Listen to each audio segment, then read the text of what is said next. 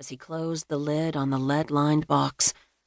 "And surely 'tis no sin to hasten death, when death is inevitable."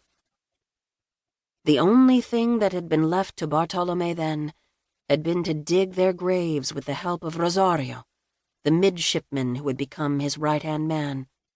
And then Rosario, too, had fallen quietly into the arms of death. With the last of his strength, Bartolome dug Rosario's grave that very morn. Now he lowered the box into the shallow hole beside the midshipman's body. "Keep this safe, my friend," he whispered, brushing a strand of hair from Rosario's cold brow. For the first time in weeks, the young sailor appeared at peace. No more furrowed forehead, no more pinched lips, no more glint of pain in his dark eyes. Bartolome had dressed Rosario's body in his very own waistcoat, the buttons of which were stamped with the Vargas family seal. "You now hold the key to the location of the treasure."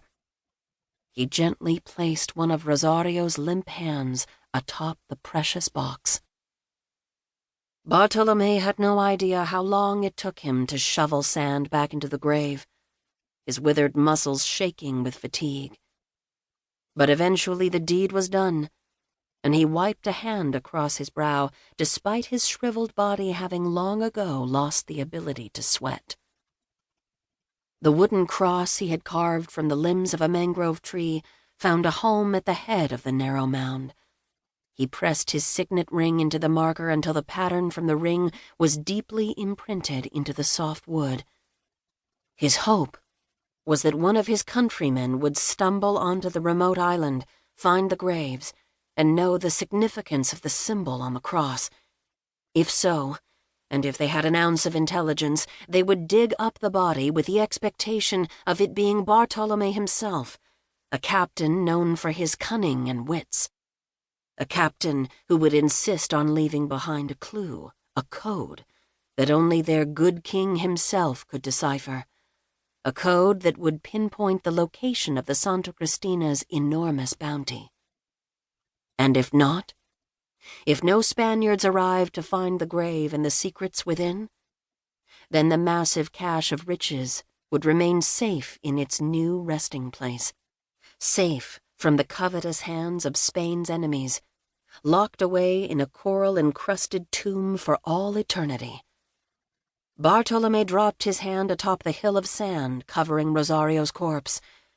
"Rest well, my most trusted and loyal crewman. If there is an afterlife, you deserve all the glory that awaits you." Dragging himself to the water's edge, he lay on his back and let the surf lap at his legs. The beating of his heart kept rhythm with the warm waves as he stared into the cloudless sky. And then, after a time, his pulse grew thready and the world around him dimmed. Bartolome couldn't see the bastard, but he knew the instant death sat next to him. "'Tis where I wish to face my end," he told the Reaper, his voice a harsh rasp of sound. "Here, on this beach overlooking the watery grave of the Santa Cristina. The tide will carry my body out to sea, where the fishes will pick my tired bones clean.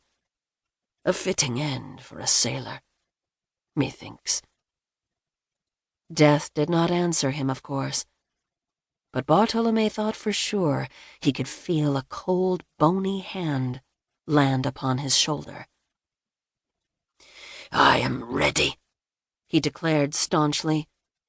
He had lived his life fearlessly. It was only fitting he greet his end with the same courage. "Take me." With that, Bartolome Vargas, Spain's most celebrated sea captain, breathed his last. Chapter 1. Present day, 6:35 p.m. You ever have the urge to tell someone to shut up even when they aren't talking? Dalton Doc Simmons frowned at Cami, the toothpick caught between